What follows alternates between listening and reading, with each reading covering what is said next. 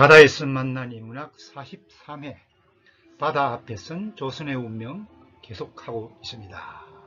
19세기 말에 1885년도입니다. 최근의 일이라 말하긴 어렵지만 그렇더라도 그리 멀지 않은 과거입니다.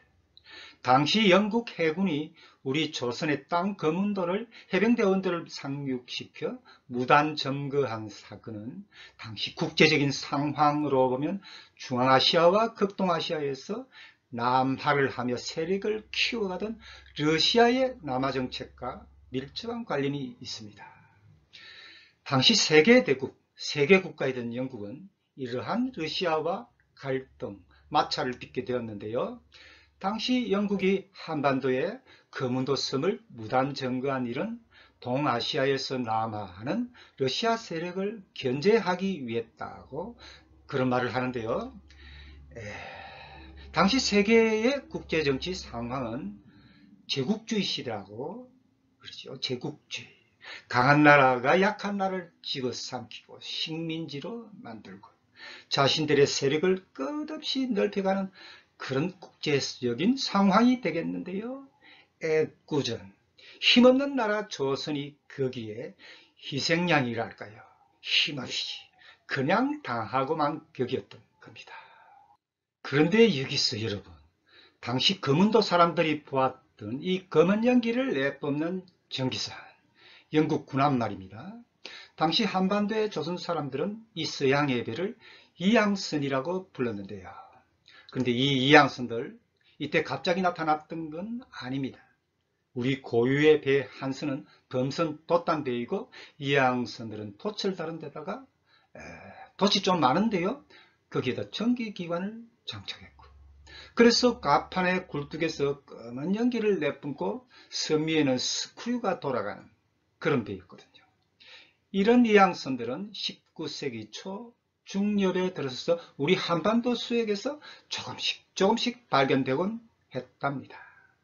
이런 이양선들은 우리 조선과 무역을 하기 위해서 물론 이러한 무역은 자기네들의 이익을 최대치로 끌어올리는 그런 무역이 되겠는데요. 흔히 통상이라고 그러지요. 통상을 하기 위하여 온 것인데 그런데 그렇게 하려면 무엇보다도 적절한 항구를 찾아가야 되는 것 아니겠습니까? 18세기 한반도 수역에 나타난 이양선들은 우리의 바다, 우리의 연안 바다를 마구 떠다니면서 관측도 하고 여러 가지 조사도 하면서 연안을 항해하고 있었던 겁니다. 물론 여기에 일본 배들도 있었는데요. 후발주자로 뛰어든 일본이 마치 숟가락을 하나 더 얹은 격으로 뛰어들어 결국에는 우리 한반도를 집어삼키고 식민지배했던 것 아닙니까? 여기서 우리는 한 가지 어떤 의문을 가질 필요가 있습니다. 당시 동아시아의 나라들은 바다를 항해할 때 여전히 범선 돛단배를 이용해서 그러니까 바람의 힘, 자연의 힘을 빌려야 바다를 항해할 수 있었는데요.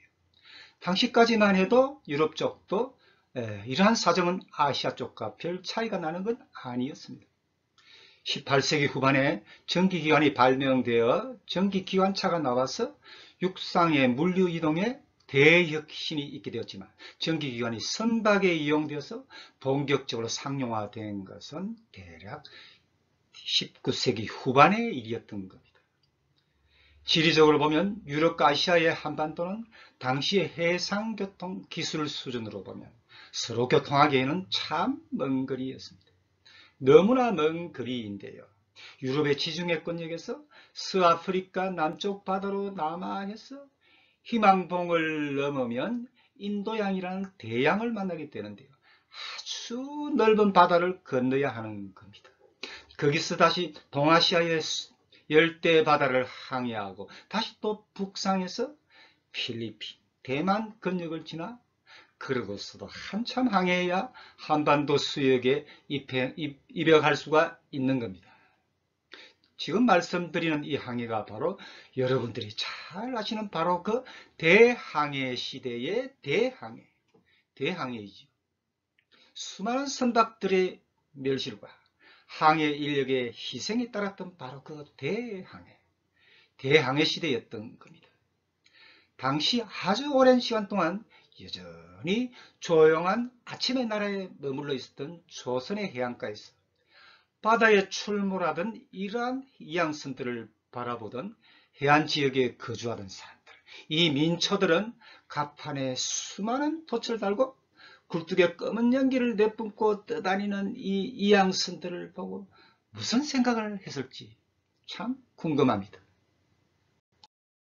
여기서 저는 대항해 시대에 활동했던 유럽의 항해선들이, 이 항해선들은 무역선이기도 하고 관측선이기도 하고 해상에서 전투를 치러야 하는 해군 전함이기도 하고 그뿐만 아니라 해적선이 되기도 했는데요. 이 유럽의 해양 국가들의 항해선들, 무역을 하는 상선이기도 하고 전투를 치기는 군함이기도 하고 때로는 해적선이기도 한 좀 불가사의한 이 유럽 해양국들의 범선들 말인데요.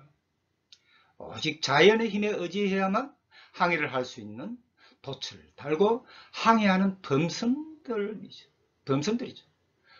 이 범선들이 어떻게 그 길고 험난한 광막한 수많은 폭풍과 온갖 위험이 도사리고 있는 바다를 건너서 그들로 봐서는 세상의 끝이라고도 할 수 있죠.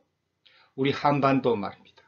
이 한반도 해역에 들어올 수 있었는지 그 험난한 과정에 대해서 이제부터 자세히 살펴보기로 하겠습니다. 자, 여러분, 그들은 어떻게 그 먼 거리를 온갖 위험이 존재하는 그 먼 바다를 건너 어떻게 이 한반도까지 오게 되었을까요? 사실 과학이 발달하지 못한 근현대 이전의 시대에 태평양, 대서양, 인도양 같은 대양을 건넌다는 것은 매우 위험한 모임입니다. 조선술, 배를 부리는 이를 조선술이라고 말을 하는데요. 이 조선술과 항해술이 발달하지 못한 옛날에 인간이 바다에 다닐 수 있는 방법은 주로 연안 항법에 의했습니다. 연안 항법이란 항해선이 연안에 가까이 붙어서 섬, 산봉우리 등대 등의 항해 물표를 관측하면서 항해하는 항법을 말합니다. 이 연안 항법으로 사람들은 옛날부터 영 멀리까지 나아가서 교역을 수행해 나갔던 겁니다.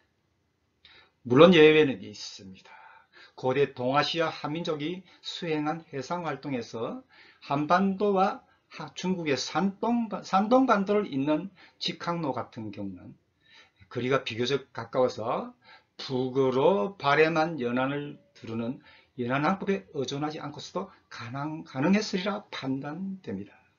그래서 오랫동안 연안항법만이 안전한 항법이었습니다. 근대에 들어서서 대항해 시대라 그러지요. 이 대항해 시대에 서구 유럽은 대양을 건너 대양을 넘어서 왔습니다. 그 머나먼 바다 대양을 넘어 아시아 대륙으로 건너왔던 겁니다. 그런데 사실 대륙과 대륙 간의 인간의 이동이 바다를 건너 이루어진 것은 그 이전부터, 그러니까 오래전 고대 때부터 그 옛날부터 있어 온 것으로 판단이 됩니다. 지금 화면에 지구위를 보고 계시는데요. 아주 먼 옛날에 고대인들이 대륙과 대륙 사이를 이동할 수 있었다는 것은 이 둥근 공 모양의 지구위를 보면 잘 알 수 있습니다. 둥근 공 모양의 지구는 대륙과 대륙 사이에 놓인 태평양, 인도양, 대서양, 이와 같은 바다는 저위도 지방일수록 거리가 끝없이 넓지만 고위도에서는 그 땅이 대륙들이 극지방을 향하여 모아집니다.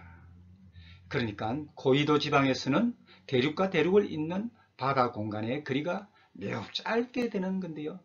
여기에서는 배를 부리는 조선술과 항해술이 발달하지 못한 고대인들이었을지라도 이러한 해양 지리적 공간에서는 대륙 간 인간의 이동이 가능했으리라는 것은 지리학과 항해학적 식견이 부족한 일반인이라 할지라도 쉽게 유추해낼 수가 있지 않겠습니까? 이번 시간 여기까지입니다. 다음 시간 이어가도록 하겠습니다. 저는 인터넷 한국해양문학관의 심호섭입니다.